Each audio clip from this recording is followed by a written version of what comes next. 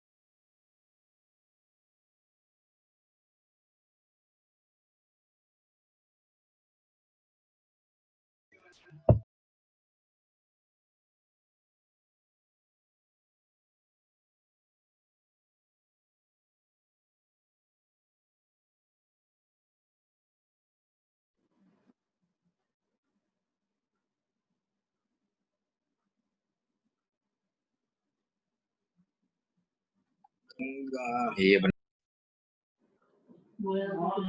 Hah? Boleh.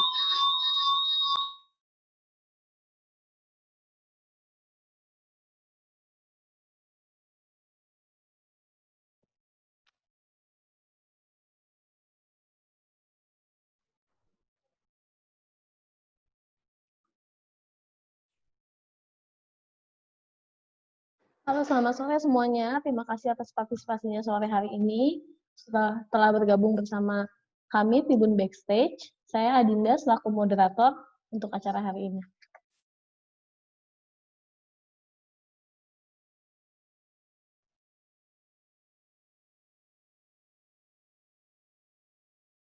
Sebelum dimulai, saya akan membacakan sedikit host rules untuk para peserta dalam mengikuti acara hari ini.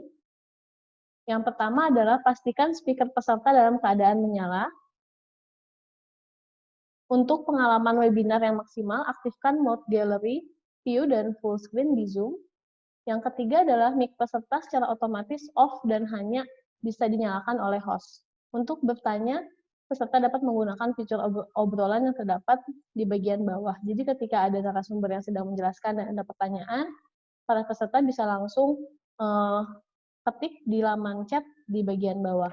Apabila ada peserta mengalami kendala teknis selama webinar berlangsung, gunakan fitur raise hand untuk mendapatkan bantuan.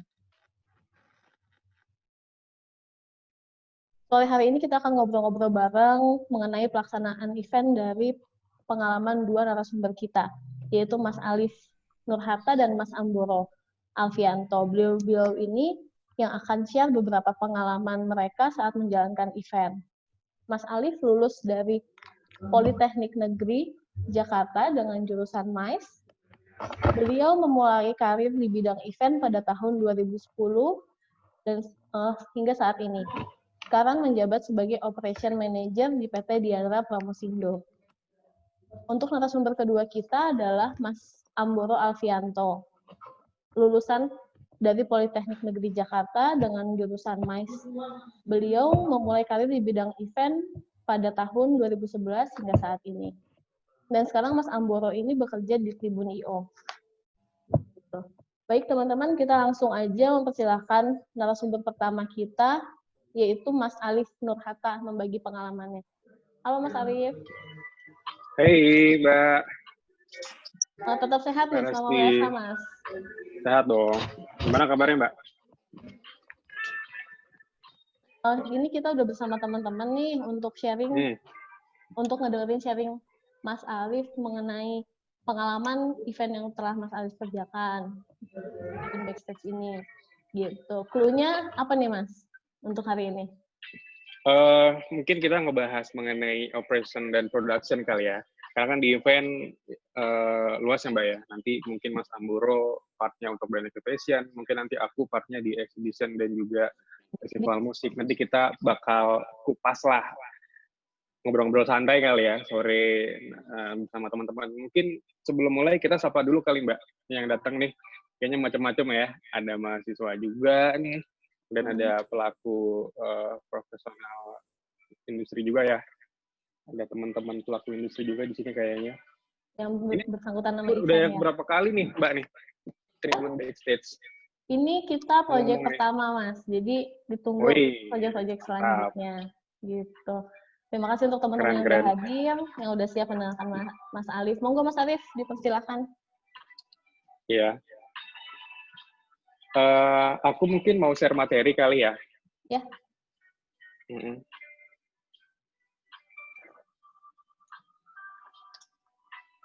Ini by the way, mayoritas mahasiswa ya, Mbak? Mayoritas mahasiswa. Tapi mungkin ada juga yang ini, Mas, yang memang bergerak di bidang I.O. juga, teman-teman rekan kita gitu, sesama Oh iya. penggerak I.O. Wih, ada Tribun I.O. Jambi tuh. Halo Mas, apa kabar? Jauh-jauh dari Pontianak Jambi. juga, Pontianak juga ada. Wih, mantap. dan semuanya. Keren-keren. Oke, mungkin sambil nunggu kali Mbak ya. Kita ngobrol-ngobrol sedikit nih mengenai industri event. Iya, apa sih yang Jadi beda, mungkin Mas Alif? Yang beda sama? Exhibition sama event biasa gitu. Maksudnya Sebenarnya event yang basicnya lain. Sebenarnya basicnya sama sih Mbak. Cuman memang nanti ada pengelompokannya aja. Kayak misalkan aku ya di industri exhibition di Anda Promosindo, sekarang juga sudah berkembang. Ada activation-nya juga, kemudian ada PCO, conference-nya juga. Cuman intinya basicnya sebenarnya sama sih. Jadi kerangka acuan itu kalau kita bikin rumah, fondasinya sebenarnya sama Mbak. Tinggal nanti jalur-jalurnya aja nih. Kita mau misalkan conference, nanti udah pasti ada komitenya, kemudian yang paling penting adalah flow registration dan lain-lain. Konser Ya, juga betul. sama, festival, kemudian exhibition juga sama. Nah, nanti dari exhibition sendiri juga akan dipecah tuh Mbak. Ada yang sifatnya, mungkin teman-teman pernah dengar sifatnya B2B, business to business, nanti juga mungkin ada yang business to consumer gitu ya. Cuman intinya basicnya untuk pengelolaan event ya, kerangka untuk operasional atau production-nya 11-12 lah. Ya, misalnya kalaupun nanti di exhibition itu ada entertain, ada panggung juga gitu ya. Ada dari sound system dan segala macam juga. Gitu. Yang jelas pasti setiap event itu harus mengentertain lah ya gitu. Kebutuhan-kebutuhan pengunjung. Iya, betul, betul. Oke, ini kita masih nunggu Mas Nino ya. Oke. Screen sharing-nya. Gimana Mas Nino?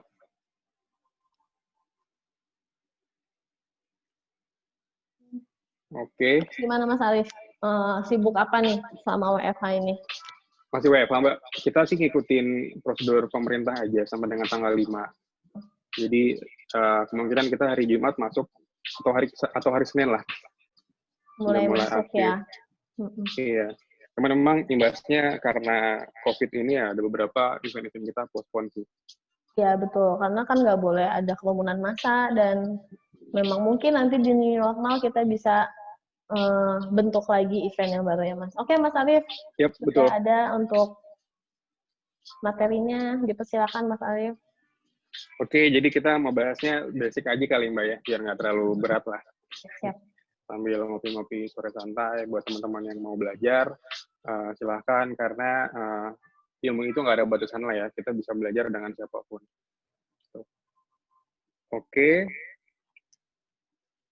Jadi di dalam event itu kita spesifik ya Mbak, nanti kita ngebahas mengenai operasional dan juga production atau technical production. Walaupun memang di dalam event itu nanti teman-teman paham lah, ada yang mengenai partnya dari sales, ada juga yang dari partnya marketing communication. Tapi hari ini today kita mau bahas mengenai operasional dan juga sisi production.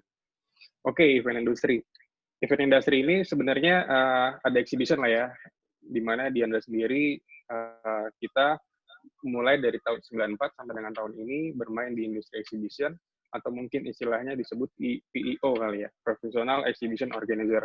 Cuman memang sarang-sarang bahwa kalau kita ngobrol sama orang-orang yang memang kurang paham di industri ini, bahasanya biasanya penyebutannya EO sih, general lah.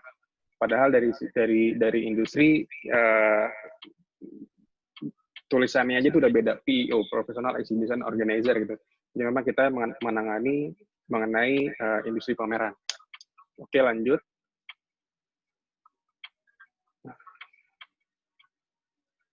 Ada juga yang conference. Nah, conference juga ada sebutannya sendiri, Mbak. Kalau exhibition itu PEO, conference itu adalah PCO, jadi Professional Conference Organizer. Cuma memang kembali lagi orang-orang biasanya menyebutnya ya IO gitu.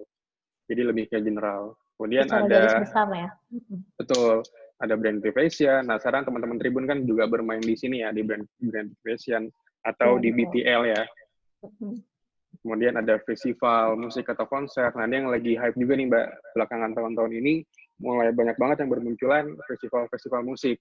Bahkan adik-adik kita nih di SMA aja itu udah berhasil bikin festival musik loh, kayak anak live school. Wah, itu udah keren. Mereka bikin di Istora. Jadi Kalau memang zaman kita dulu pensi kali ya, Mas.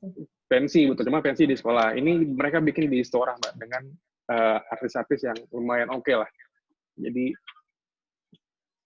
perkembangannya sangat bagus.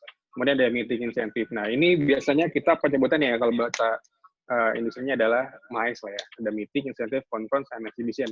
Mungkin nanti akan ada pengembangan-pengembangan lainnya seperti itu. Nah, kemudian apa sih flow operasional atau technical operation? Biasanya kita ngerjain apa aja sih sebelum jadi sebuah event yang memang teman-teman datang nih, wah eventnya keren. Sebenarnya di balik layar ini pengerjaannya ada apa aja sih? Nah, mungkin yang pertama, yang pasti ini untuk scope of work-nya ya, dari teman-teman operasional ya. Jadi ada official kontraktor, kemudian official internet provider juga yang kita butuh jaringan internet dengan partner, kemudian ada official plasma TV ya untuk multimedia, kemudian ada lanjut lagi, ada official hotel juga ini untuk strategi partner lah ya, ada transportation, nah freight forwarder ini juga sangat penting nih. Apabila misalkan teman-teman mengajak calon exhibition yang dari luar negeri, mereka biasanya butuh yang namanya freight forwarder untuk pengiriman barang. Nah, kalau teman-teman tidak menggunakan ini, kadang agak kesulitan lah buat peserta kita yang memang berasal dari luar untuk pengiriman barangnya. Karena kan mereka ngirim barang-barang yang buat dipajang di pameran kita. Jadi kalau memang kita tidak menggunakan official forwarder, nanti agak kesulitan buat teman-teman peserta khususnya dari luar negeri itu. Salah satunya yang biasa kita kerjasama tuh ada Visasa dan lain-lain lah. Oke. Kemudian kita ngurusin perizinan juga. Nah, perizinan yang mungkin sambil berjalan ya, sambil kita ngobrolin pandemi sekarang, di industri event itu lagi agak sulit untuk mengatur perizinan saat ini. Karena memang untuk masalah keramaian, kerumunan orang, kita benar-benar harus mengikuti aturan yang telah dibuat oleh pemerintah, apalagi yang dikenal dengan nama new normal lah ya. Jadi kalau kita misalkan tidak mengikuti protokol tersebut, bisa-bisa Mbak pada saat event berjalan izinnya dicabut, wah itu bahaya banget. Iya. Jadi izin itu sangat penting. Nanti biasanya turunannya nanti akan ada yang namanya perizinan untuk korporasi, untuk pajak dan lain-lain. Jadi kita harus punya dokumen-dokumen lengkap untuk syarat-syarat tersebut. Kemudian keamanan dan security. Nah, kita juga biasanya pakai pihak ketiga, biasanya venue hanya mempersiapkan beberapa aja ya, tapi kita butuh juga untuk pihak ketiga sebagai keamanan tambahan. Apalagi konser, nah konser itu sangat penting banget.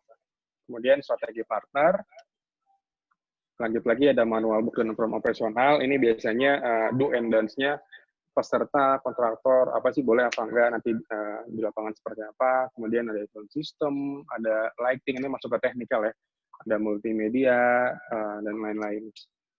Itu kurang lebih scope of work-nya dari pengerjaan teman-teman operasional. Okay. Nah, betul, event sendiri, dari nol ya, dari nol kita bikin apa sih sebenarnya yang bisa berjalan. Yang pertama pasti konsep. Jadi event itu harus punya konsep. Kalau nggak ada konsep, event itu nggak akan ada karakternya juga. Oke, festival musik banyak, tapi kalian harus punya konsepnya masing-masing, karakternya masing-masing. Supaya orang yang datang, orang pulang, mereka punya sesuatu yang, wah gila, gue dapet habis nonton konser ini, ada sesuatu yang bisa gue dapetin. Tapi kalau event lo flat, lo yang penting cuma selesai aja, banyak tapi cuma selesai, nggak fokus, ya nggak akan menjadi sesuatu yang wow gitu. Karena kan ada Mbak event IOIO yang banyak banget eventnya, tapi mereka nggak fokus mengenai keseriusan mereka lah. Jadi Yang penting jalan gitu ya, Mas. kuantitinya, betul, kuantitinya itu berbanyak, Mm-mm. tapi kualitasnya kurang. Nah, itu Betul. sayang banget. Iya. Kemudian Kayaknya yang jelas ada diingat. tim. Mm-mm. Kenapa, Mas? Gimana? Iya, kemudian ada tim struktur juga. Yang jelas kita nggak one man show ya. Kita butuh tim juga nanti. Mungkin nanti akan ada pembagiannya. Ada yang partnya untuk official kontraktor, ada yang partnya untuk technical production dan lain-lain. Jadi kita memang nggak one man show ya. Sini setim. Karena organizer aja itu dari istilah namanya adalah mengorganize. Jadi kita nggak mungkin kerja sendiri. Kita butuh yang namanya tim. Nanti ada tim sales, markom, kemudian dari operasional pun juga kita nge-breakdown ada timnya masing-masing lagi. Jadi kita nanti pembagiannya juga enak. Kemudian lanjut, nah timeline. Timeline adalah acuan lah ya buat kita bekerja. Jadi kita punya time frame, punya timeline. Jadi enak. Kita kapan startnya, kapan harus panas nih, kapan harus mulai dan lain-lain itu. Kemudian, nah checklist pameran. Sebenarnya basic ini adalah sama pengertiannya dengan lo mau ngerjain festival, lo mau ngerjain conference, lo mau ngerjain brand activation, sebenarnya basicnya sama sih. Ada timeline, ada struktur konsep, checklist pameran, kemudian ada apa lagi nih? Ya, ada budgeting juga, kemudian lanjut ada, nah SWOT analisis juga sama. Apabila teman-teman mau bikin event nih, gue mau bikin event baru nih, Mbak Rasti. Tapi lo harus tahu yang namanya SWOT analisis dulu. SWOT lah ya. Jadi biar kalian tahu kira-kira di pasar atau demand, supply yang sudah pernah bikin siapa sih, kemudian kompetitor kita siapa sih, seberapa peluang sih kalau kita bikin event yang sama dengan mereka. Jadi yang jelas kita butuh SWOT analisis. Kemudian ya key visual lah ya untuk sebagai desain. Jadi sebagai karakter juga Mbak. Jadi masing-masing event biasanya punya desain atau key visual yang cenderung dengan temanya masing-masing. Kalau yang sekarang lagi hype-nya misalkan mengenai lingkungan, otomatis kan nanti key visualnya ada hubungannya dengan itu juga. Gitu. Oke, lanjut. Oke, teman-teman serius banget nih muka-mukanya. Event, nah event itu juga nanti dibagi apa aja sih? Kalau tadi sudah kerangkanya, basicnya, fondasinya kita sudah bikin, nanti di bawahnya juga ada lagi nih breakdown-nya. Nanti ada sales juga, sales nanti ada teman-teman sales lah yang jualan, kemudian ada marketing and promotion juga, ATL ya Mbak ya, atau bahasa marketing adalah above the line. Kemudian ada program acara, ini untuk entertainment, kemudian nah ini dia untuk operational dan technical production, dan juga sponsorship. Nah, mungkin dari komponen ini, kita bahas satu, Mbak Rasti ya, kita bahas mengenai operational dan juga technical production. Oke, flow-nya sendiri, nah, ini adalah tahap-tahapnya. Kita harus punya venue. Kemudian ada floor plan, ada checklist, timeline, budgeting, lanjut lagi. Struktur tim tadi juga sudah, database. Nih, database sebenarnya penting. Jadi nggak cuma teman-teman sales aja, Mbak, pasti yang harus punya database, tapi operasional itu juga harus punya database. Contoh nih, misalkan kita lagi ikut pitching dadakan lah, harus dikumpulin besok. Kita kalau nggak punya database venue, lo butuh waktu nih, lo harus datang ke venue-nya, lo harus ngukur, itu kan buang-buang waktu. Tapi kalau lo udah punya database, lo udah punya ukurannya, skalanya berapa, kemudian tinggal dibikin layouting-nya, itu akan memudahkan teman-teman untuk bekerja. Kemudian database vendor juga sangat penting pada saat pembikinan RAB, budgeting, bikinnya itu nggak salah-salahan, Mbak. Lo udah punya acuannya nih, oh vendor ini harganya sekian, lo mau bikin sewa ini dan lain-lain harganya sekian. Kalian udah punya datanya. Jadi bikinnya itu nggak ngawam ya, nggak ngasal. Jadi pas pada saat si klien ngelihat, kok begini angkanya. Ada ya base-nya. Betul, itu sangat penting sih database sih. Kemudian ada official strategic partner, tadi salah satunya ada official hotel, official freight forwarder, dan lain-lain. Kemudian ada perizinan juga, ada crowd control, biasanya kalau konser tuh ada crowd controlnya juga. Kemudian setelah itu, kita pembuatan mengenai manual book do and dance-nya peserta atau kontraktor, boleh atau tidak boleh dilakukan pada saat pameran. Kemudian kita bikin floor plan operasional atau floor plan marking. Kemudian ada technical meeting nih. Bedanya kalau di festival itu kayak misalkan aku pegang synchronize space ya Mbak ya, technical meetingnya itu lumayan banyak bertahap. Jadi ada technical meeting vendor tuh banyak ya, ada kontraktor, ada vendor sound system, ada vendor rigging, electricity, dan lain-lain. Kemudian ada technical meeting mengenai artisnya juga. Kemudian ada technical meeting buat tenan, ada technical meeting sponsorship. Jadi memang bertahap lah. Cuman intinya poinnya sama ya. Jadi kita membahas mengenai manual book yang kita bahas pada saat technical meeting itu. Kemudian ada pre-marking. Pre-marking ini biasanya pada saat sebelum loading. Jadi kita coba cek marking lagi, ukur lah ya sebelum final. Kemudian nanti lanjut lagi, betul, lanjut lagi loading-unloading. Setelah itu ada controlling juga. Nah, biasanya controlling itu pas pada saat hari H di pameran atau di event, nanti akan ada yang namanya stock op 6. Kita juga butuh kontrol Mbak ya. Jadi biasanya tim operasional itu adalah orang yang paling muncul duluan dan pulang belakangan pada saat event. Kenapa? Karena kita harus kontrol. Semua kebutuhan di lapangan, kita harus cek sound system tuh udah benar atau belum, lighting, dan lain sebagainya. Kemudian nanti juga akan ada yang namanya stock op 6. Stock op 6 listrik, stock op 6 kebutuhan dari vendor, dan lain-lain. Jadi memang tugasnya itu pas pada saat hari H adalah controlling di lapangan.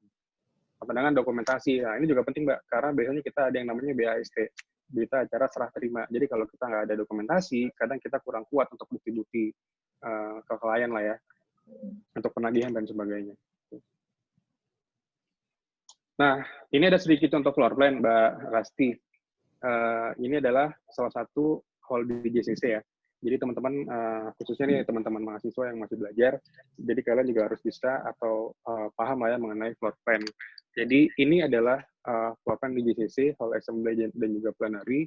Biasanya itu kalau yang kotak putih ini atau bulat itu adalah penyebutannya gross space. Gross space. Jadi nanti akan ada net space-nya ya. Jadi kita harus tahu dulu gross space-nya berapa, lingkaran itu berapa sih luasannya, atau kotaknya itu luasannya berapa sih, panjang kali lebarnya berapa, skalanya udah benar atau belum. Nanti kalau sudah, baru kita menentukan floor plan-nya, supaya nanti jadi net space. Bisa next lagi, Mbak? Bisa jadi seperti ini. Jadi terserah, ini adalah satu contohnya aja ya. Karena kenapa aku bikin gini, supaya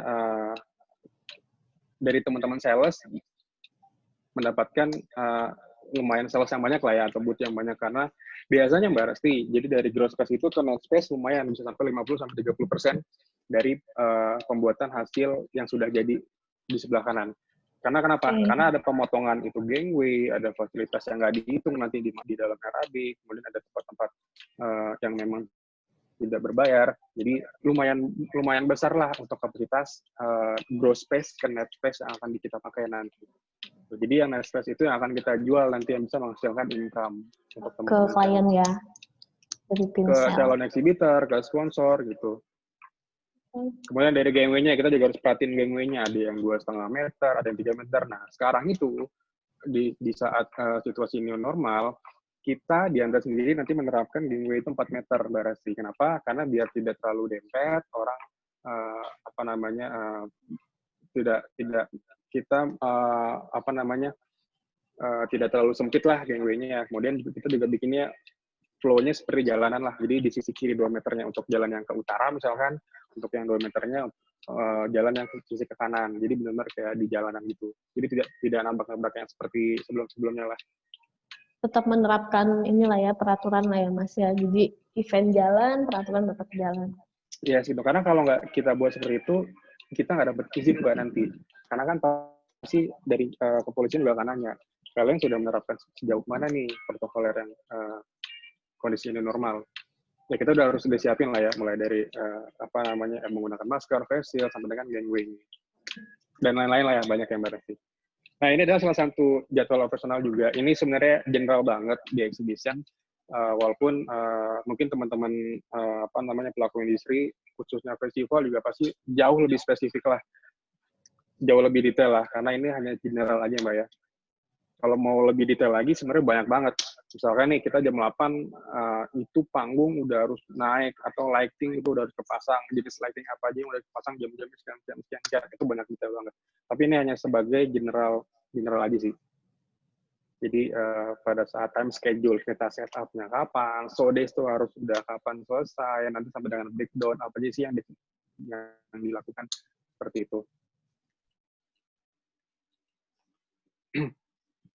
Oke, nah ini juga floor plan marking, Mbak. Jadi kenapa kita bikin? Tadi ada floor plan yang untuk teman-teman sales jualan, untuk publish, tapi di operasional juga harus ada yang namanya floor plan marking.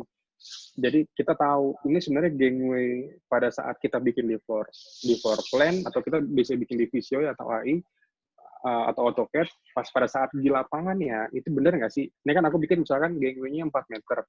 Nanti bisa jadi pas pada saat di lapangan itu berubah. Bisa jadi 3,5 atau bisa melebar 4 dan 4 lebih lah. Jadi makanya kita butuh banget yang namanya floor plan marking. Acuan lah ya pada saat kita melakukan loadingnya juga. Gitu. Nah ini juga salah satu contoh form operasional. Tadi kita kan bikin manual book, ini juga ada form operasionalnya. Jadi ini sebenarnya kebutuhan additional tambahan lah untuk peserta, untuk kontraktor, untuk sponsor gitu. Jam listrik nanti ada penambahan electricity, sama penambahan telepon, kemudian ada exhibitor ID, kemudian ada schedule di panggung juga gitulah. Jadi macam-macam bentuknya. Oh ya, oke. Oke, nah ini betul aku juga kemarin sempat belajar di Inter Audio House juga, Mbak. Mungkin teman-teman juga sempat ada belajar. Jadi kita belajar mengenai sound system, lighting, dan lain-lain. Nah, ini adalah salah satu contoh panggung ya, panggung yang kita pakai. Jadi ini sistemnya indoor. Jadi nanti ada indoor, ada outdoor ya. Kalau indoor ya kita otomatis kita nggak pakai roders atau tenda atasnya. Nah, ini untuk kebutuhan sound system dan lighting. Mungkin yang di kolom sebelah kiri itu adalah kebutuhan mengenai sound system ya, Mbak.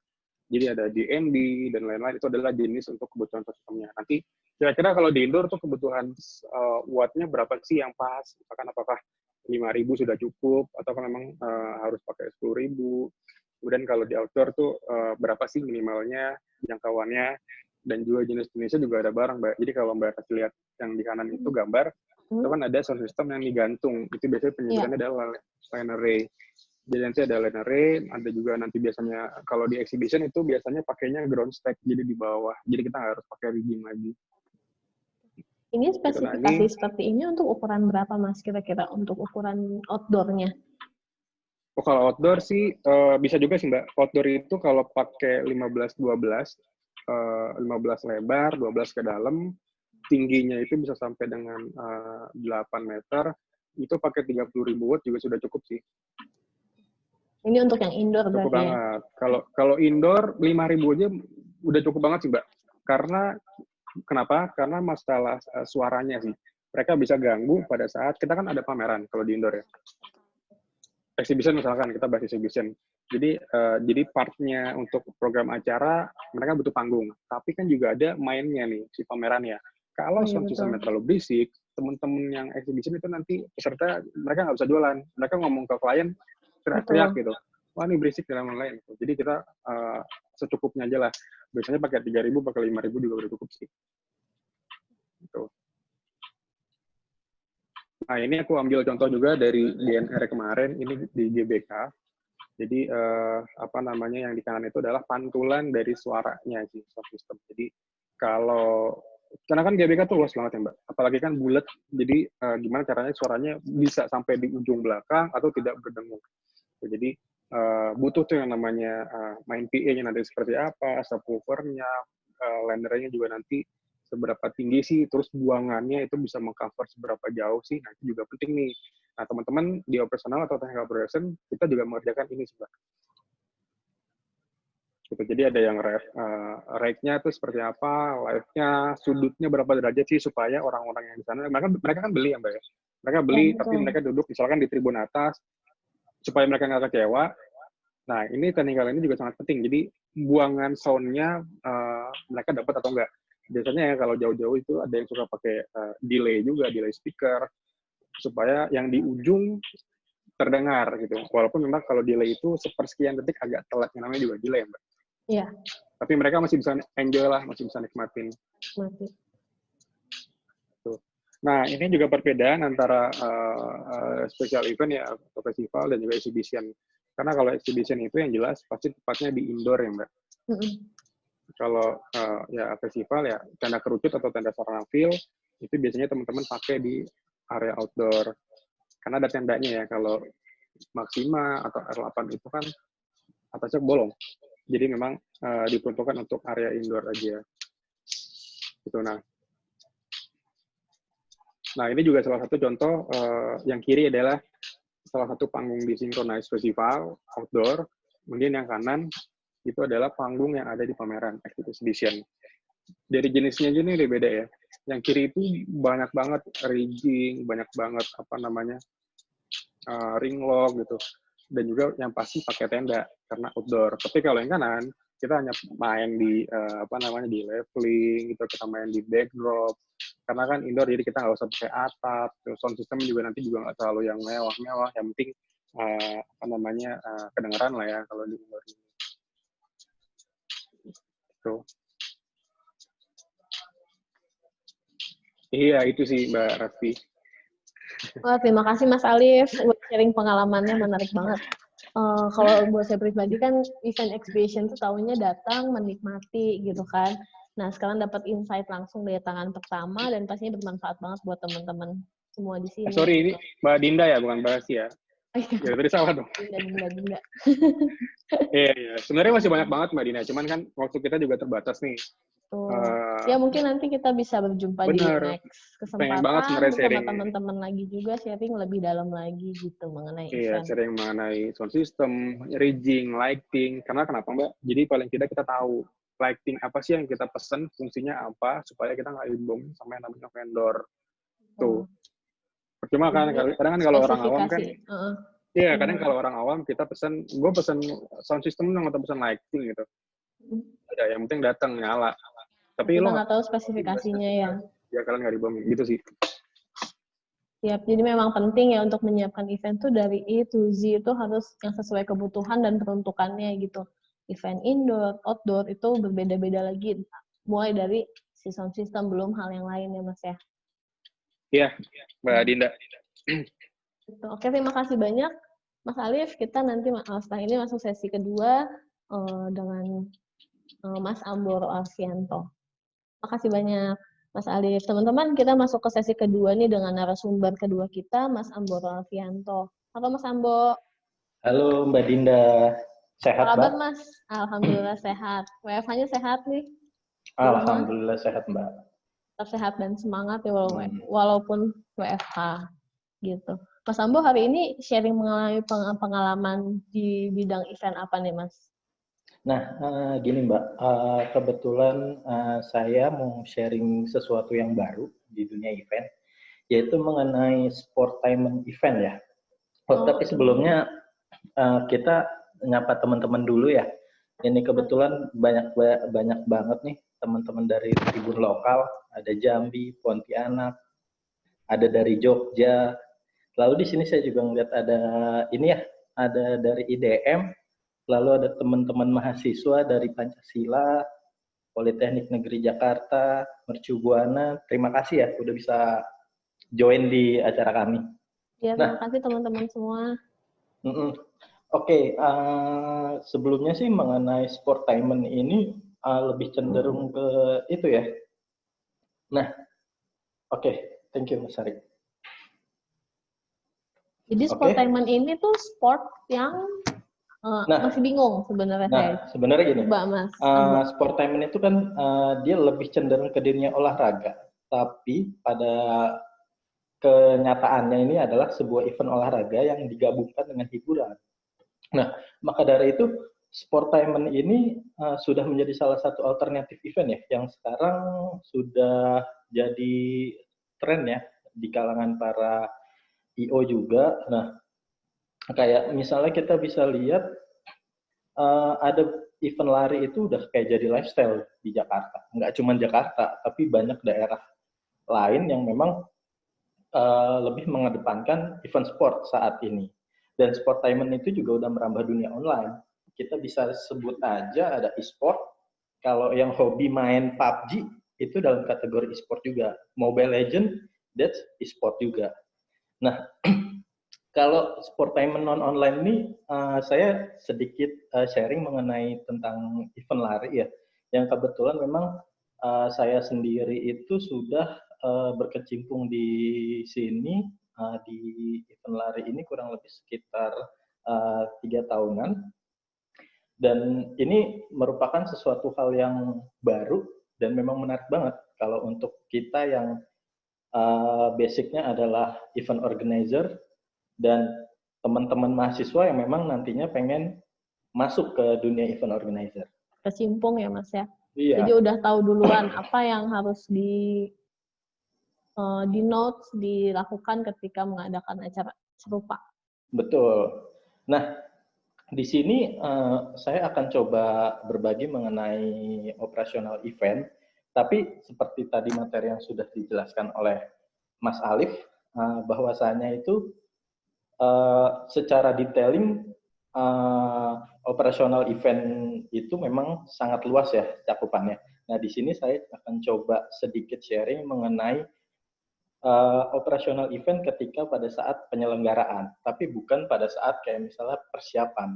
Jadi pra-operasional event ini adalah pada saat kita tinggal hamin berapa penyelenggaraan event. Nah, di sini pertama itu saya lebih menekankan terkait masalah technical meeting vendor, seperti yang tadi sudah dijelaskan juga oleh Mas Alif. Ini adalah salah satu komponen penting ya, karena di mana kita harus berkoordinasi dengan vendor. Dan salah satunya adalah kita bekerja sama biasanya dengan race management.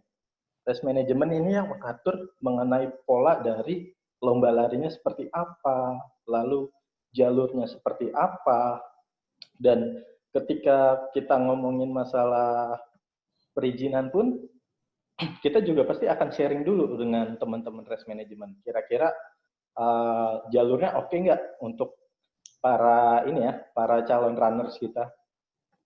Oke, nah lalu setelah technical meeting vendor, biasanya kita akan langsung lari ke venue, di mana kita harus marking. Karena beberapa event besar pun, kalau yang sudah saya handle yaitu Super Bowl Run, ini lokasinya di Wali Kota Jakarta Selatan, di mana memang kita mengangkat si Wali Kota Jakarta Selatan ini kayak sebagai ikonik ya, dan jalurnya pun memang sudah terkenal kita gitu. ya Terkenal sudah populer itu seperti inilah jalurnya gitu ya. Betul. Kalau mau ikut lari yang memang lewat jalur di atas tol atau flyover, nah Super Bowl Run ini salah satunya gitu.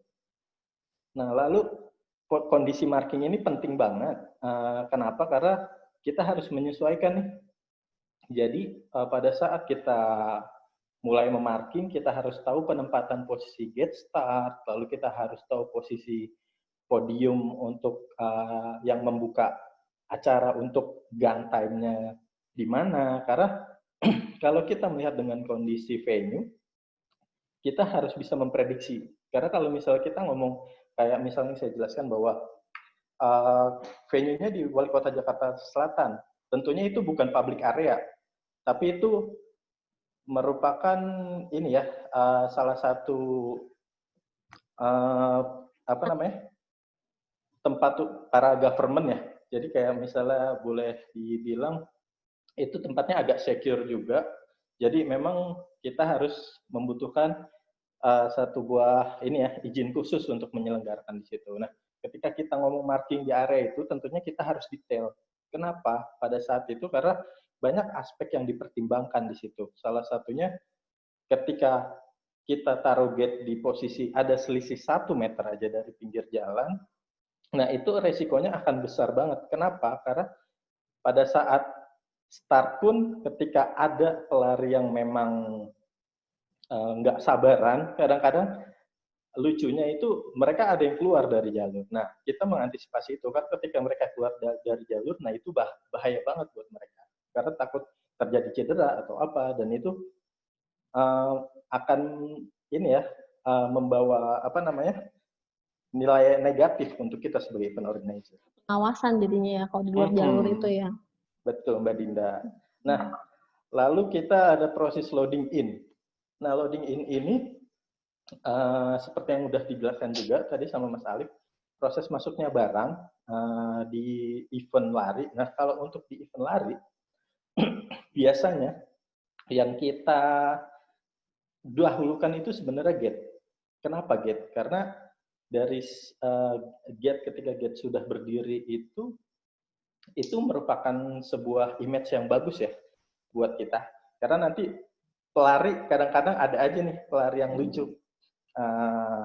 Jadi ketika mereka ngelihat gate-nya belum berdiri, nanti mereka biasanya akan suka lucu-lucu aja, komen kayak di medsosnya mereka. Nah itu akan memberikan citra buruk sih buat kita. Lalu ketika kita udah ngomong gate, kita langsung masuk ke area ini ya, area apa namanya festival.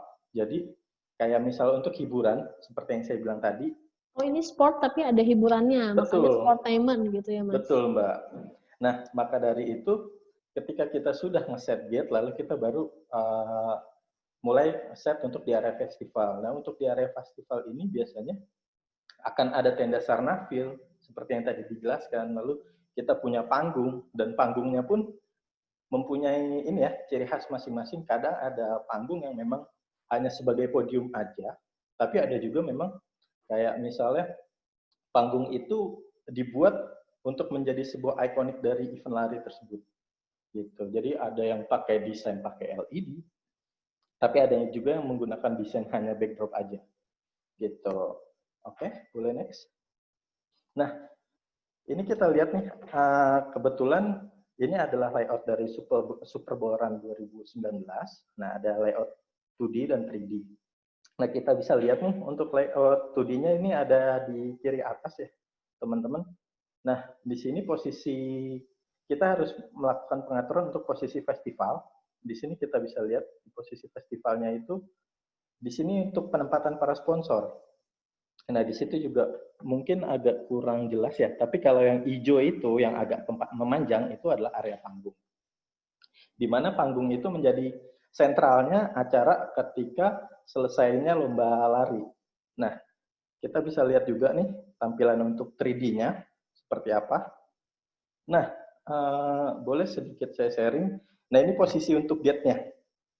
Kebetulan gate-nya ini kebetulan kalau kita yang kemarin itu menggunakan LED ya, tapi di sini desainnya hanya menggunakan desain gawangan rigging aja. Nah, posisi yang di depan gate itu adalah podium, di mana podium itu untuk ini ya pelepasan acara opening dan closing ketika si para pelari ini datang atau finish. Nah, lalu kita masuk ke area panggung.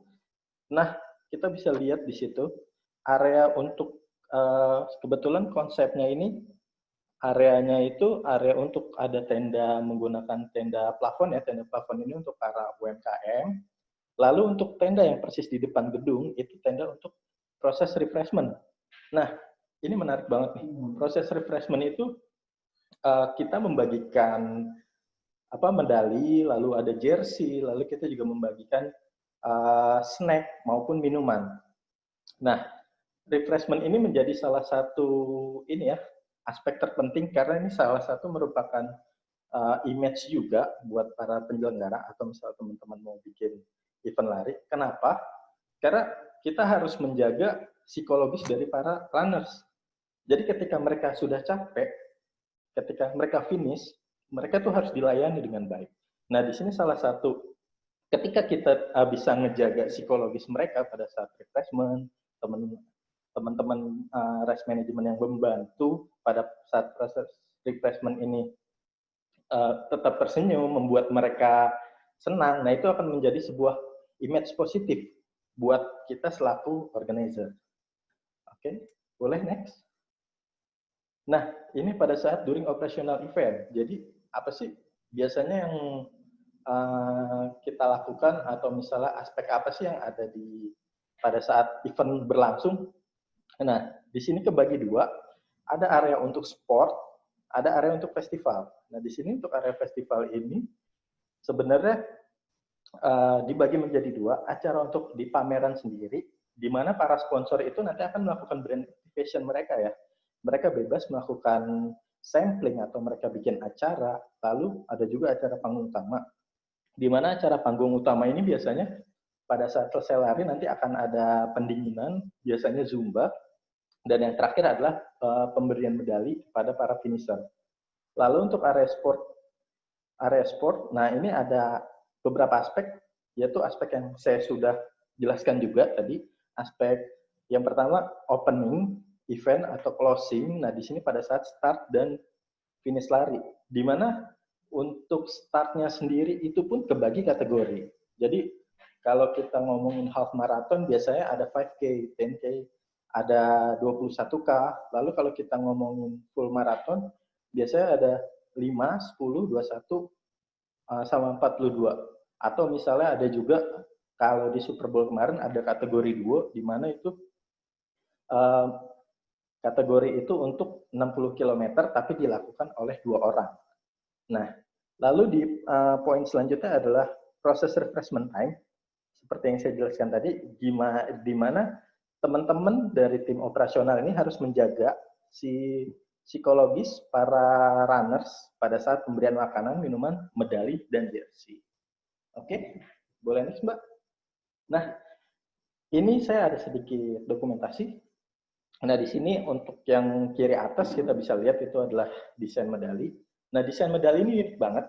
Biasanya para runners itu sebelum daftar lari, mereka juga memperhatikan mengenai desain medali. Nah, itu di mana kita para penyelenggara event organizer di bidang sportainment, khususnya lari, kita akan menjadikan medali itu sesuatu hal yang dibuat menjadi lebih diutamakan ya, atau penting, karena itu merupakan salah satu image dari event tersebut. Nah, lalu kita bisa lihat salah satu bisa dibanggakan ya. Iya, betul. Karena semakin unik desainnya, Mbak, itu akan semakin menarik para para runners untuk join. Nah, di sini kita lihat juga itu ada proses refreshment, di mana teman-teman tim refreshment itu membagikan itu ya, snacks, lalu jersey. Nah, di sini juga bagaimana sih cara kita men-setting meja untuk penaruhan medali. Jadi kadang yang suka terlupakan dari teman-teman penyelenggara event lari adalah detailing mengenai posisi medali. Nah, maka dari itu biasanya kalau di area refreshment itu row-nya kita buat berbeda. Untuk 5K sendiri, 10K sendiri, 21 sendiri, dan 42 itu atau yang maraton kita buat sendiri. Gitu. Karena itu ini ya merupakan sesuatu hal yang cukup sensitif juga. Jadi kadang saya juga ada dengar dari beberapa teman atau misalnya saya lihat di sosmed ada yang udah lari 42 malah dikasihnya 21. Nah, itu bahaya banget untuk masalah psikologis dari teman-teman runners. Itu bahaya banget. Iya, Mbak. Karena event itu identik dengan image ya. Ketika berjalan lancar dan sukses, otomatis event itu akan berkembang dengan sendirinya dan makin maju. Yang tadi Mas Alif sebelumnya dijelaskan kan ya, harus sampai diingat dan jadi diingat terus dan dinanti-nanti selanjutnya gitu. Oke, nah ini untuk post event operasional apa sih yang kita lakukan pada saat selesainya acara? Nah, itu boleh next.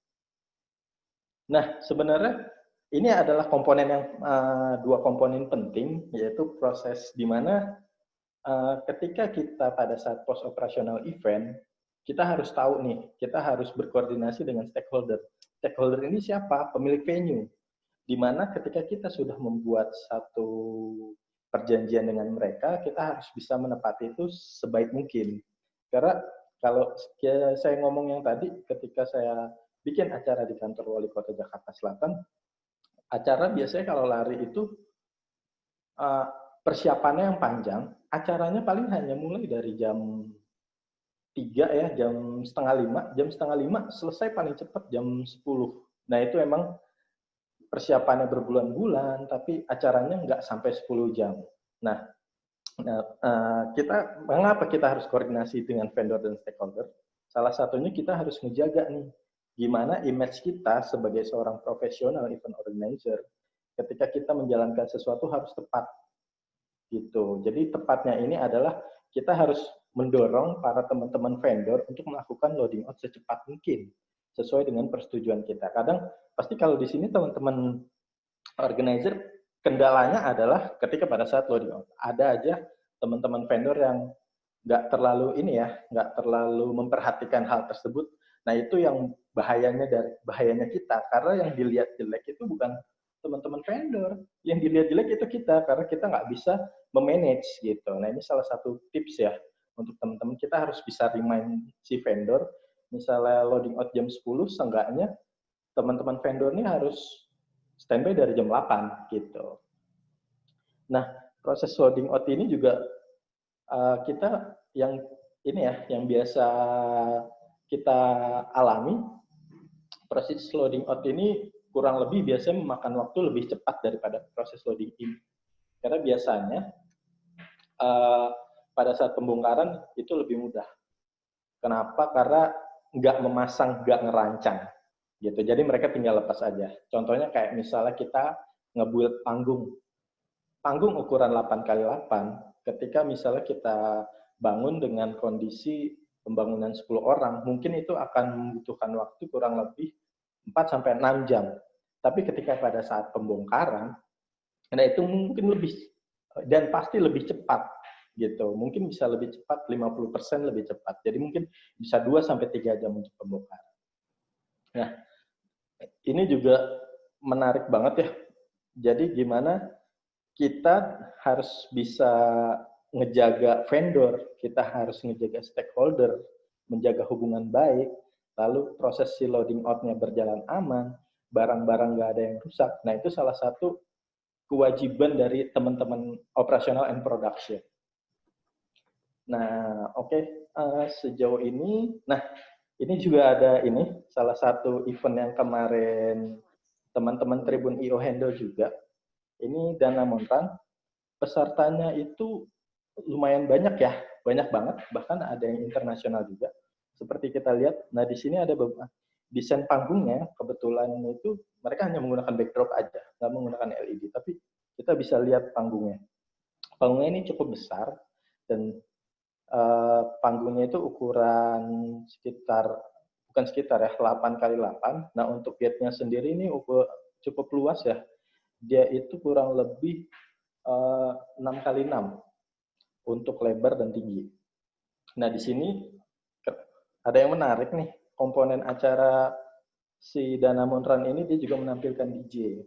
Jadi DJ ini mereka yang membuat membuat teman-teman runners psikologisnya semakin baik. Jadi pada saat sebelum start. Jadi posisinya di start ya Mas ya. Jadi bukan di panggung acara tapi di start.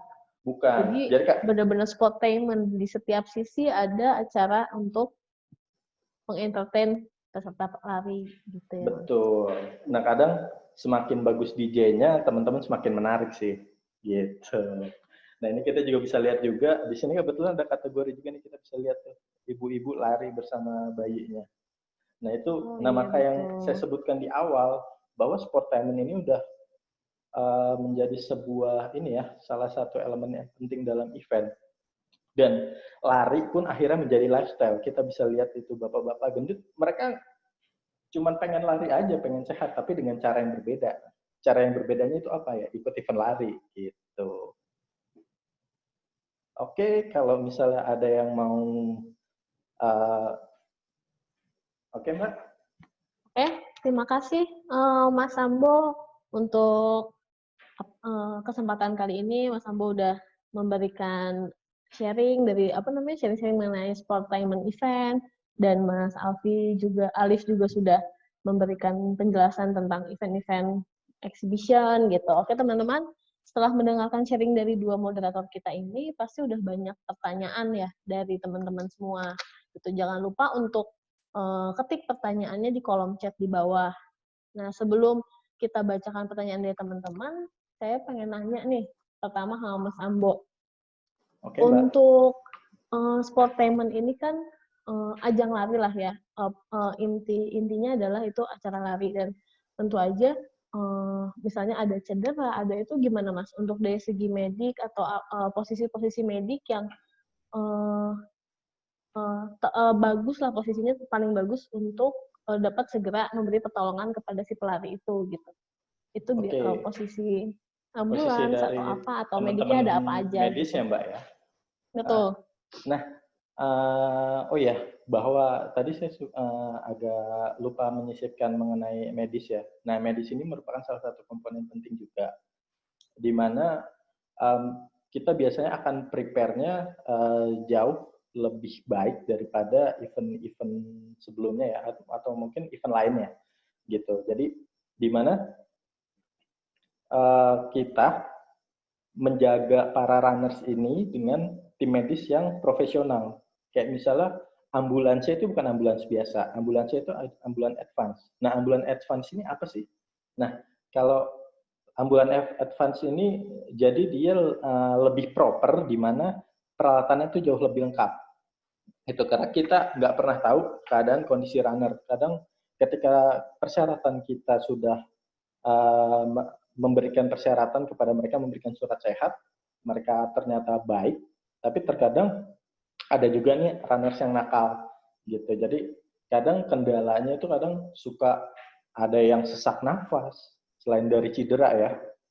Nah, itu salah satu fungsi dari ambulans advance, bisa ngejaga, bisa mengantisipasi mengenai cedera di luar dari cedera fisik gitu. Nah, kalau untuk posisinya, penempatannya, kalau saya bicara mengenai, kalau izin boleh sharing mengenai Danamon Run. Nah, kebetulan ini untuk Danamon Run sendiri itu, ambulansnya itu kita peruntukan kurang lebih sekitar 4 ya Mbak ya. Di mana dalam jarak ini ya, dalam beberapa jarak itu kita taruh begitu. Jadi karena di Danamon Run itu kan ada yang sampai 42 Kak. Jadi di setiap pos 5K, 10K, lalu 21 serta di finish kita taruh tuh masing-masing ambulan dan tim medis. Jadi benar-benar standby, harus secure. Jadi karena di jalan itu tim race management juga mereka ada di masing-masing itu ya, masing-masing pos dan di masing-masing persimpangan jalan. Jadi ketika ada yang cedera atau apa biasanya akan lebih cepat tersalurkan ya informasinya ke teman-teman medis gitu. Bisa jadi langsung bisa langsung ditangani oleh. Betul Mbak. Oke, Mas Ambo, kita coba tanya Mas Alif untuk tentang event yang sudah tadi dijelaskan oleh Mas Alif. Okay. Halo Mas Alif. Ya, gimana Mbak? Pak Dinda. Sambil nunggu pertanyaan dari teman-teman nih, saya penasaran. Kan tadi Mas Alif sudah menampilkan ada exhibition, contohnya Diandra ada apa, dan ada synchronize salah satunya ya. Bisa nggak sih Mas ditampilkan untuk biar teman-teman bisa lihat gitu video waktu Mas Alif membuat synchronize itu, ada nggak cuplikan video dari? Boleh. Ada kan yang Mbak Dinda ya? Boleh di-play aja ya Mas ya berarti ya. Siap. Ini teman-teman video cuplikan synchronize. Tahun berapa nih Mas Alif? Tahun lalu Mbak. Oh oke. Suaranya? Kayaknya belum ada suaranya ya.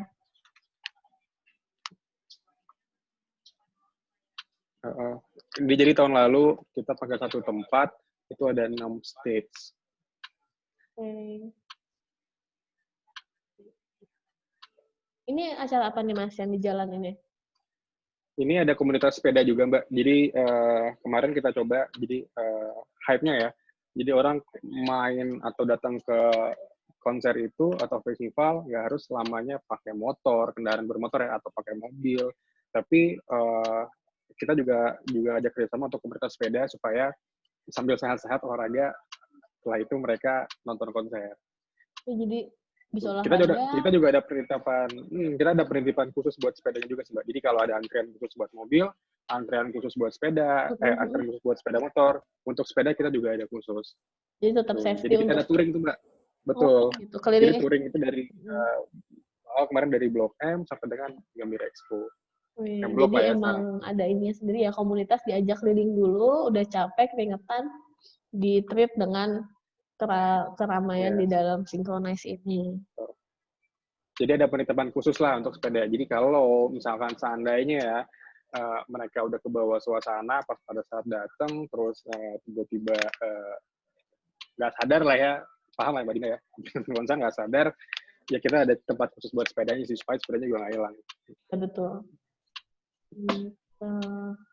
Ini masih belum muncul kayaknya suaranya. Iya, suaranya belum Jadi muncul. memang, jadi teman-teman yang belum tahu, Synchronize ini festival musik rutin lah ya tahunan antara The Majors dan juga Dian Normal Musindo. Jadi kita bermulai tahun 2016. Jadi ini khusus versi lokal. Jadi hanya menampilkan band-band lokal aja. Tapi dari semua genre Mbak Dinda. Mau dari genre dangdut ada, keroncong ada, bahkan marawis juga ada, metal, rock, reggae, pop, indie, wah semua ada di sini.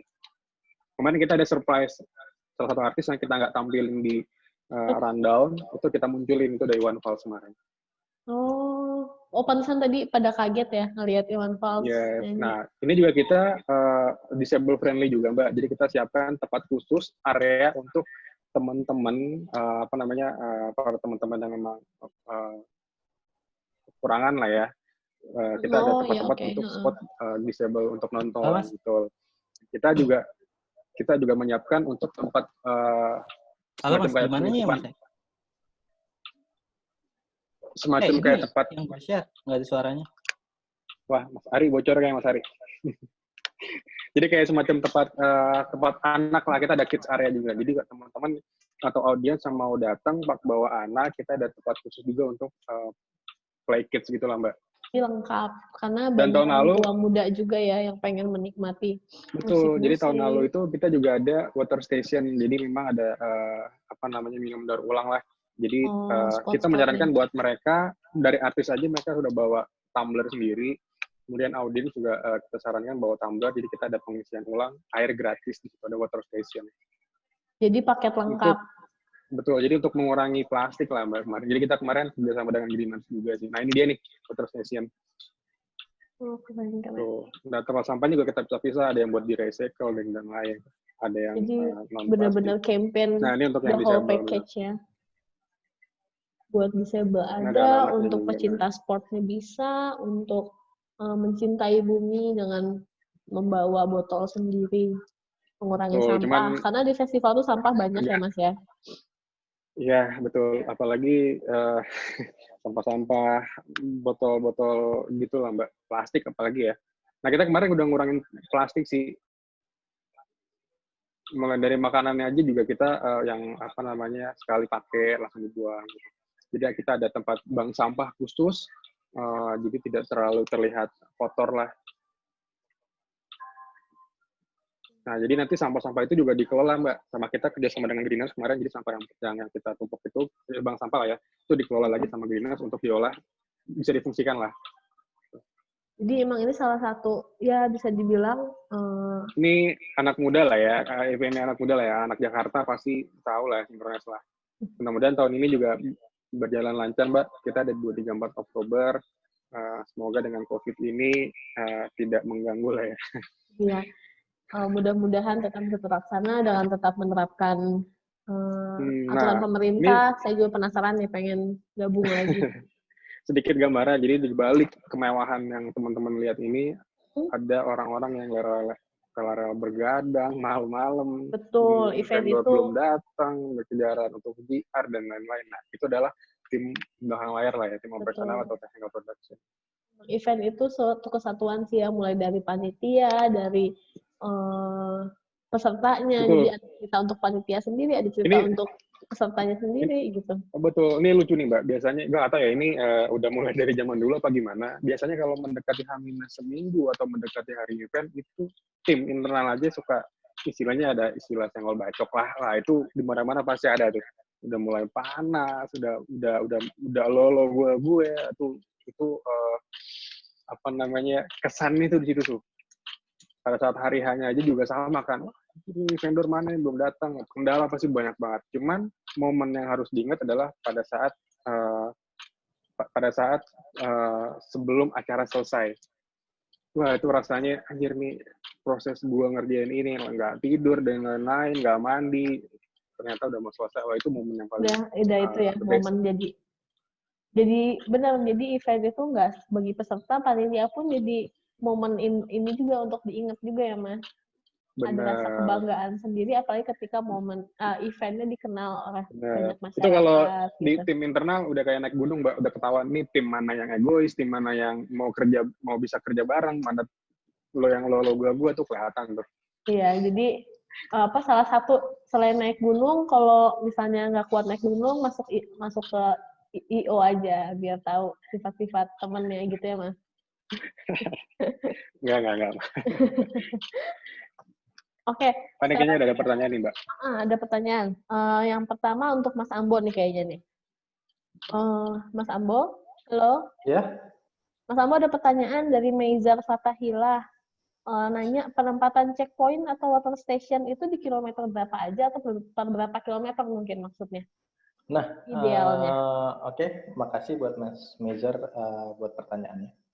Nah, kalau untuk posisi checkpoint ya, water station ya, itu biasanya posisinya per 2,5 kilo, tapi kita harus lihat posisi rutenya dulu gitu. Jadi kita nggak bisa berpatokan dengan kondisi 2,5 kilo ini, tapi pertama kita harus memperhatikan rute dulu gitu. Rutenya apakah itu akan memutar dengan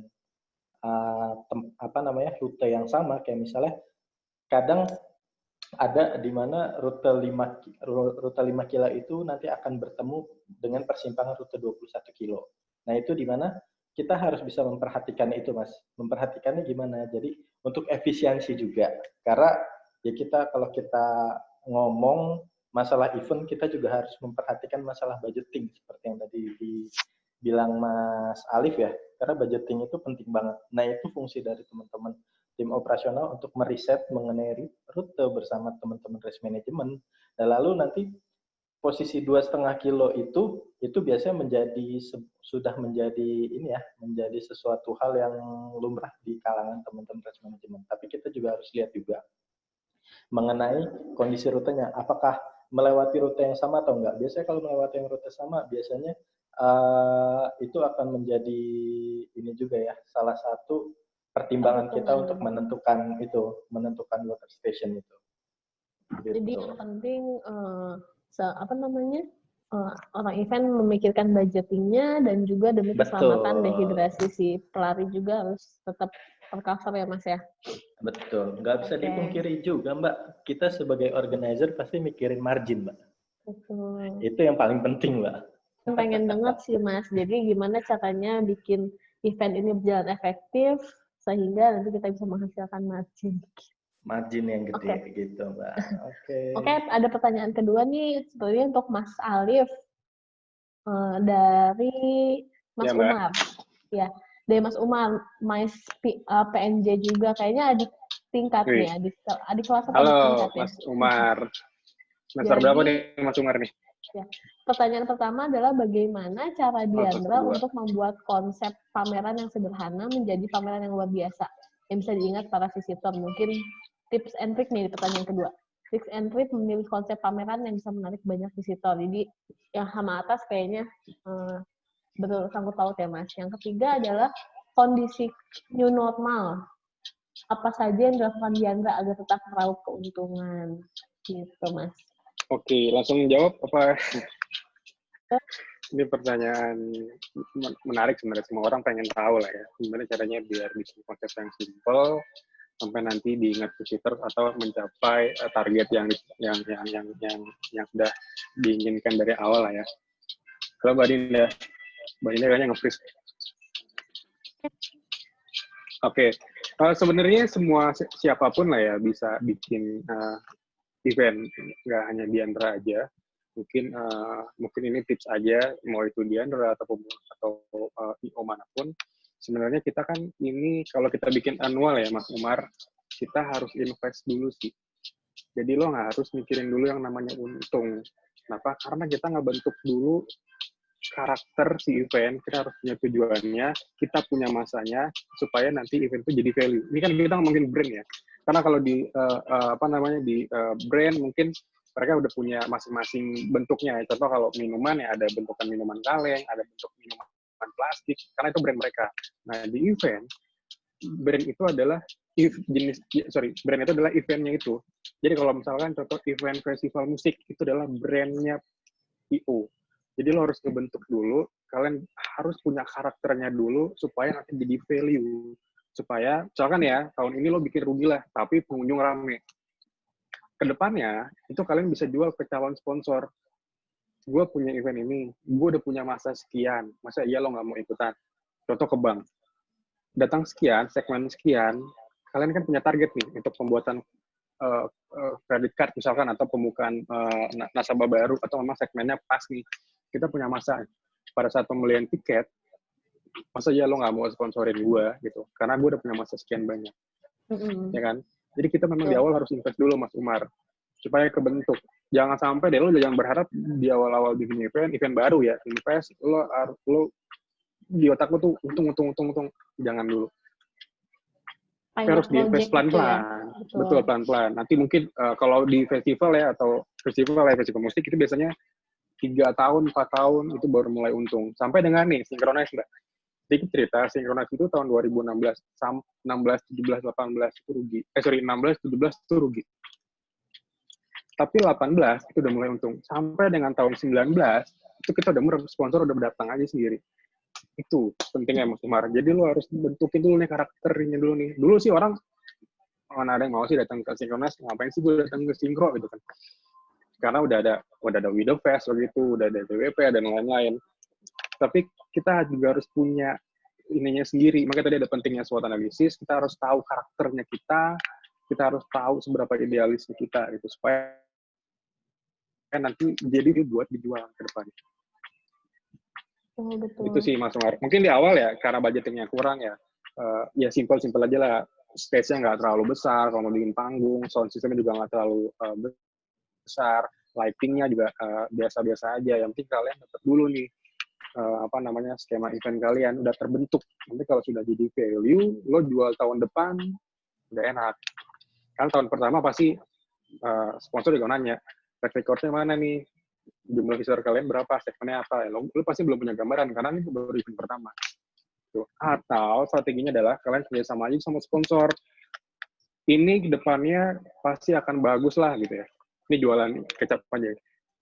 Gimana kalau misalkan kontrak deh 3 tahun, misalkan 1, 2, 3 pakai si sponsor itu tersebut. Itu bisa jadi salah satu solusi lah Mas Umar, supaya investnya bareng-bareng. Jadi nggak cuma IO aja, tapi si sponsornya juga sama-sama investasi di dalam event. Gitu. Jadi selama 3 tahun itu udah dikontrak lah sama sponsor tersebut.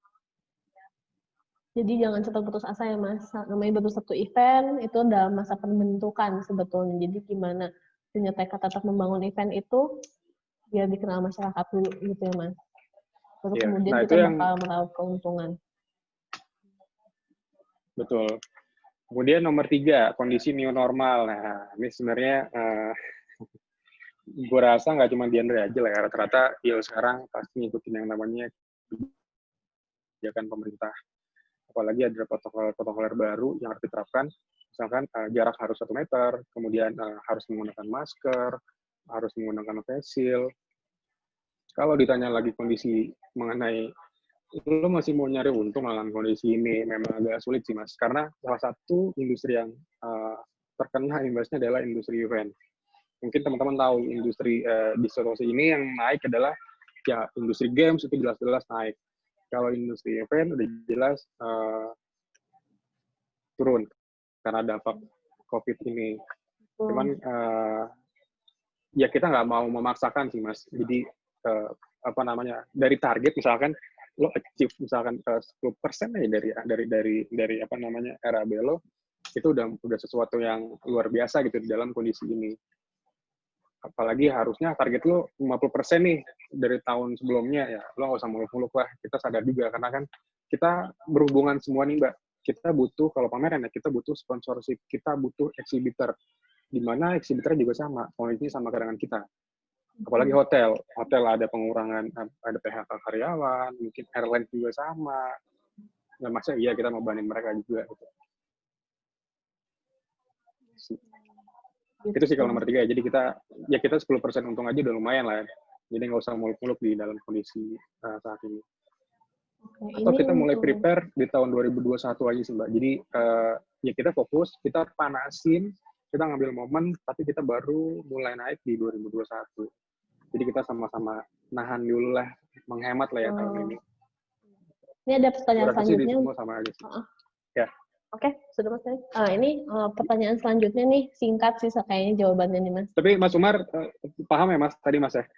Umar. Paham sepertinya.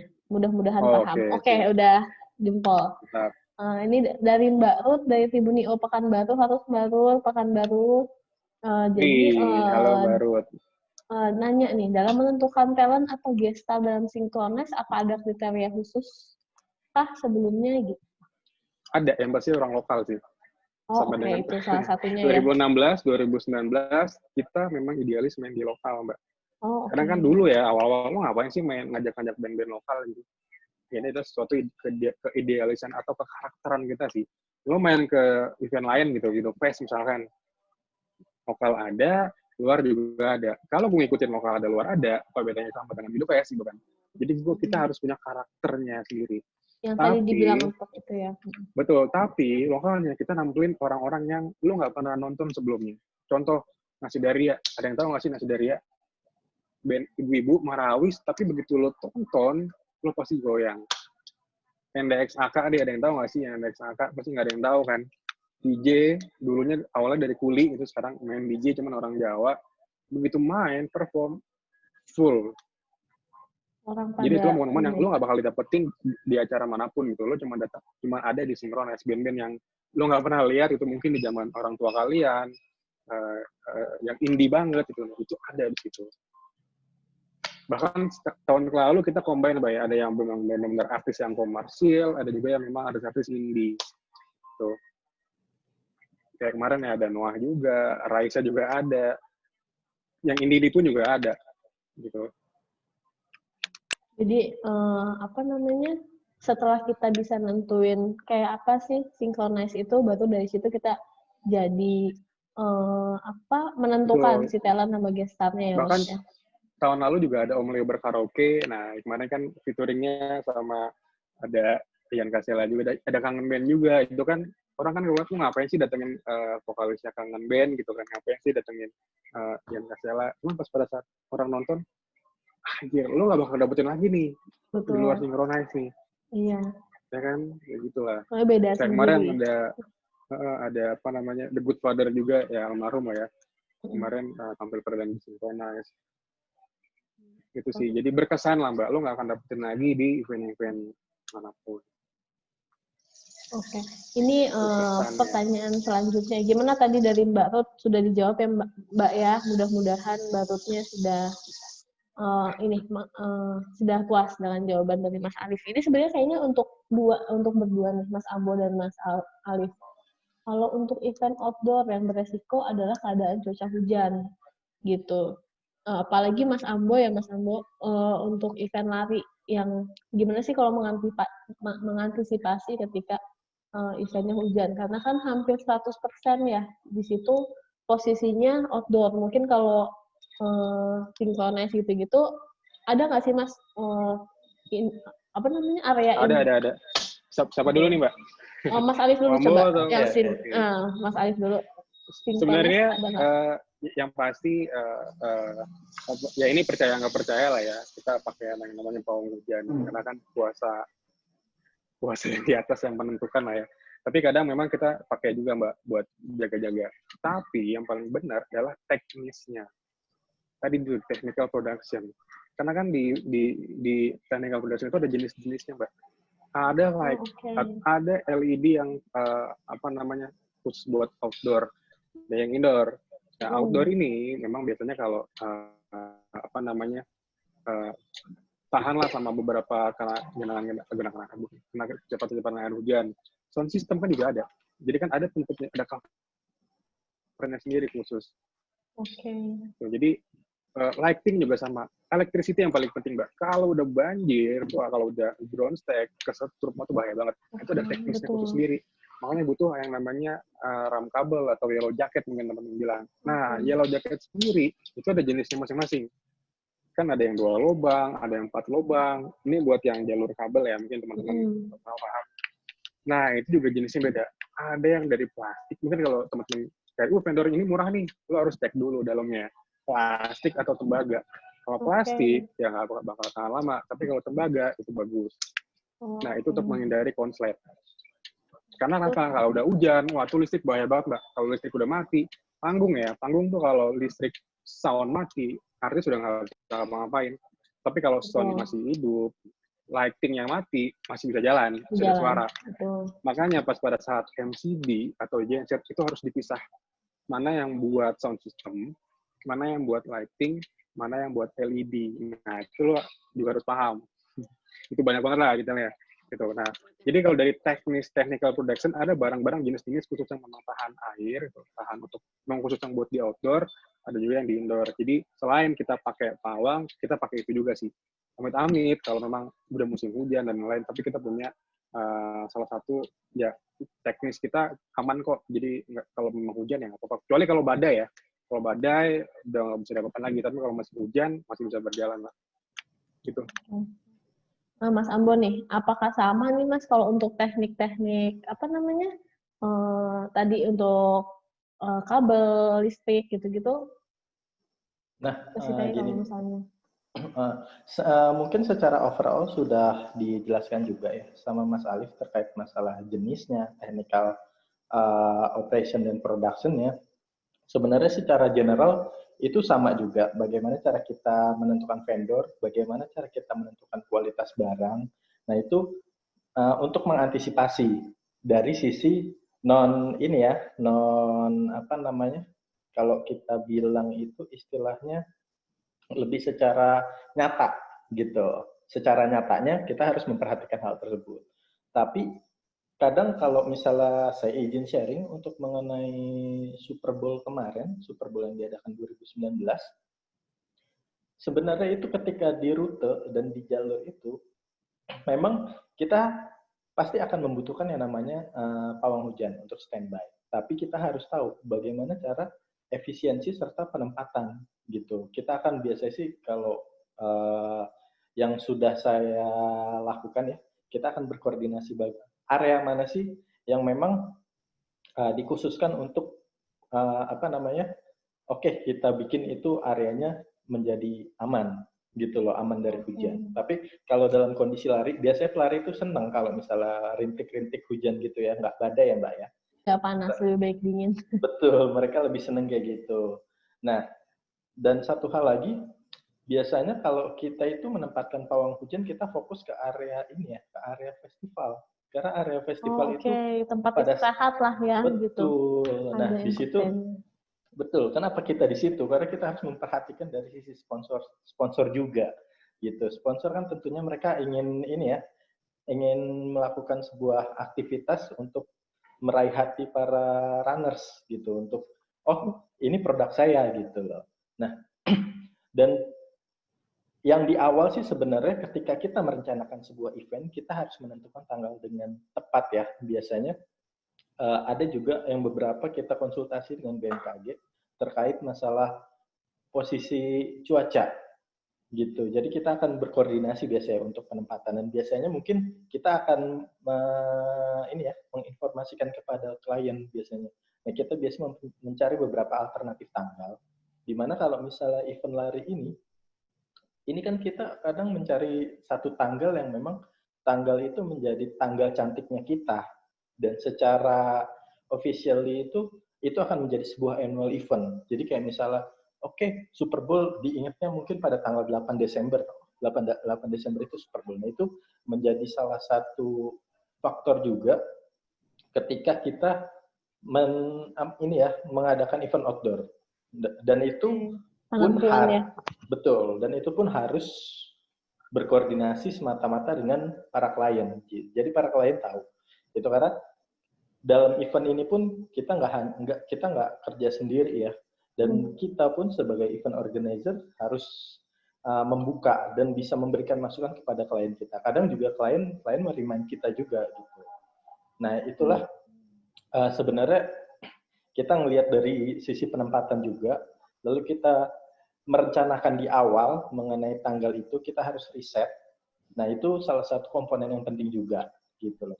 Jadi benar-benar pra event tuh membahasnya sampai ke semua resiko dan yang akan terjadi ya. Jadi mudah-mudahan sudah ada backup plan ketika acara berlangsung gitu ya Mas ya. Iya betul Mbak. Oke, nih Mbak Dinda, ada ya Mas Ali. masih ada waktu nggak? Boleh cerita sedikit? Jadi agak unik sih mengenai hujan, karena kita bahasnya pembahasan hujan ya. Jadi ada salah satu event di Andra, IFX Indonesia International Furniture Expo. Jadi kita waktu itu ada afternoon tea lah ya, seperti kayak gathering dengan buyers, exhibitors. Nah pada saat itu memang kita bikinnya di outdoor.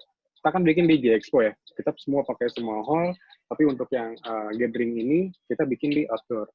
Nah pada saat itu hujan nih Mbak, jadi makanan segala macam dan lain-lain. Nah uniknya karena kita mayoritas orang-orang bule, aku nggak tahu kenapa mereka tuh justru malah happy. Jadi kayak mereka main-main hujan. Betul. Kita kan ada entertainment juga, jadi nyanyi bareng, hujan-hujanan. Jadi kayak Mas di sana hujan yang beneran hujan. Ada apa? Gitu. Nah itu agak unik sih macam-macam. Jadi kita harus tahu nih responnya. Wah kayaknya momennya pas nih, mereka suka ya udah. Tapi kalau memang mereka nggak terlalu suka dengan kondisi ini ya, lo harus cepet-cepet ya. Itu benar. Terima kasih Mas. Jadi salah satunya tergantung tempat sih sebetulnya. Jadi ini ada pertanyaan lagi nih dari Utari dari 3 Enterprise. Halo Mbak Utari, mau tanya ke Bang Ambo. Bang Ambo, untuk event sport itu host-nya adalah klien, bukan IO-nya.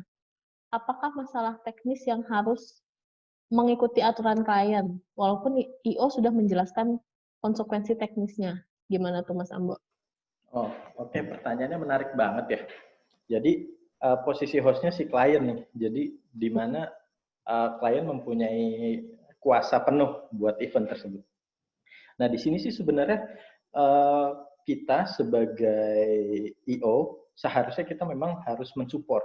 Kita harus membantu terkait masalah. Tapi memang kita harus punya ini juga ya, punya ego ya. Kita harus punya ego sentris sendiri. Karena ketika kita bisa menjelaskan sesuatu yang salah itu dengan benar, biasanya klien akan menerima gitu. Karena memang ada beberapa klien yang ngotot gitu, dan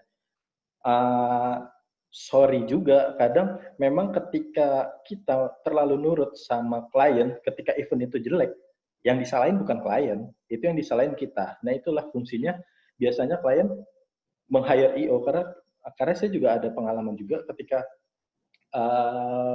event ya sebelumnya, bukan di Sportainment sih, saya kebetulan waktu itu mengenai hot air balloon, jadi acaranya mengenai pameran balon udara. Nah itu kebetulan yang pertama di Indonesia.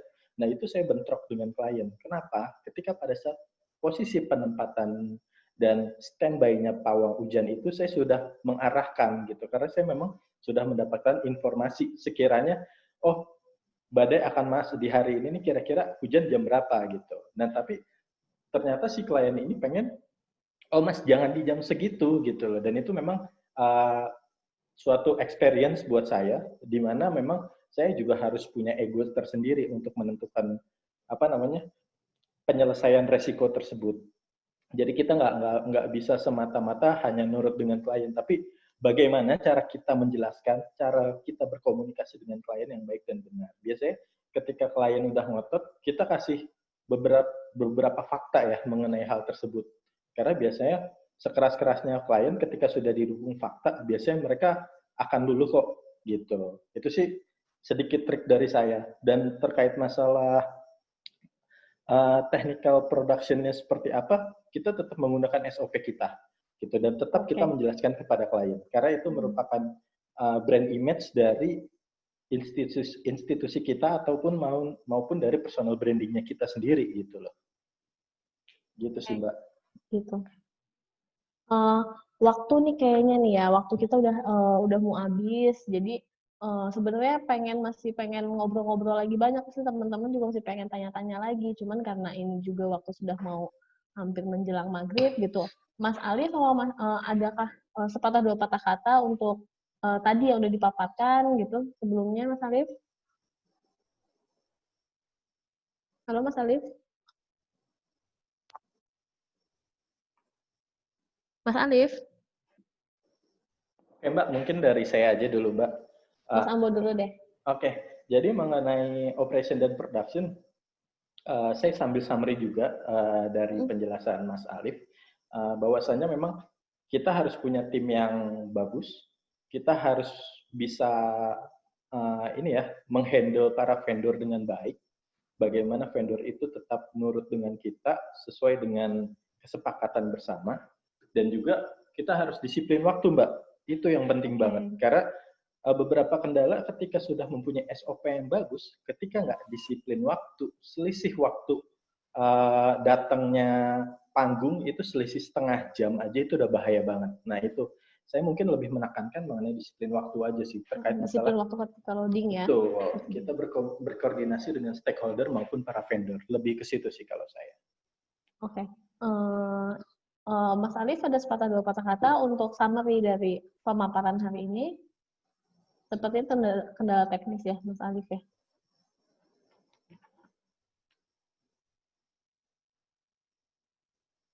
Oke, kalau gitu teman-teman, terima kasih kepada Mas Alif dan Mas Ambo yang telah bersedia hadir memberikan tricks and tips seputar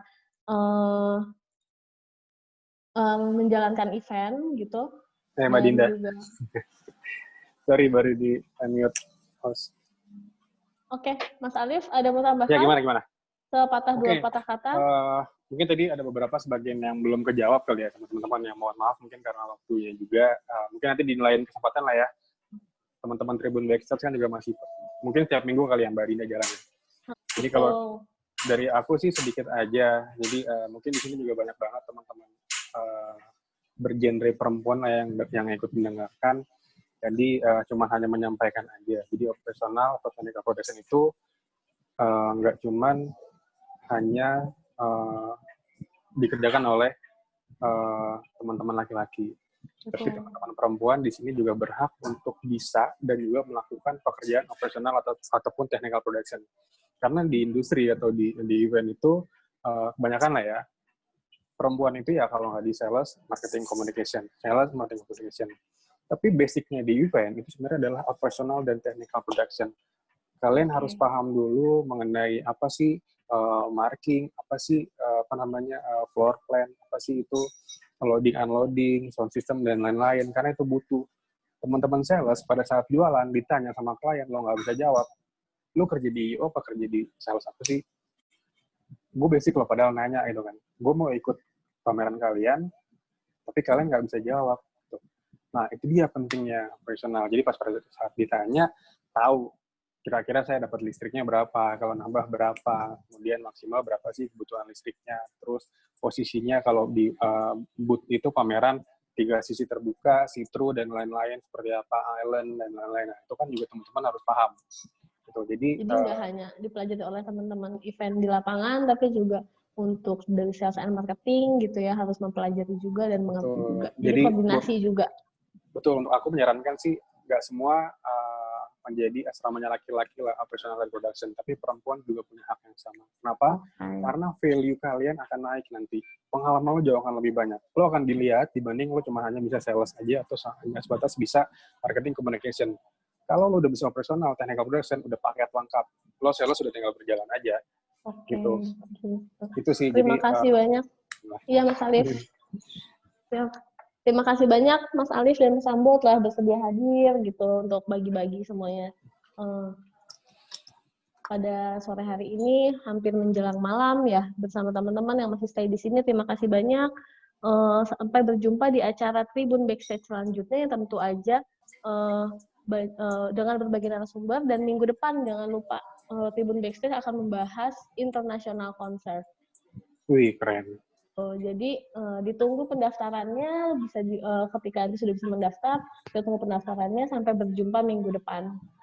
Dan di acara Tribun backstage selanjutnya. Terima kasih Mas Alif, Mas Ambo, Terima dan kasih teman-teman semuanya. semuanya. Bye-bye. Stay safe. Stay safe semua, tetap semangat. Semangat.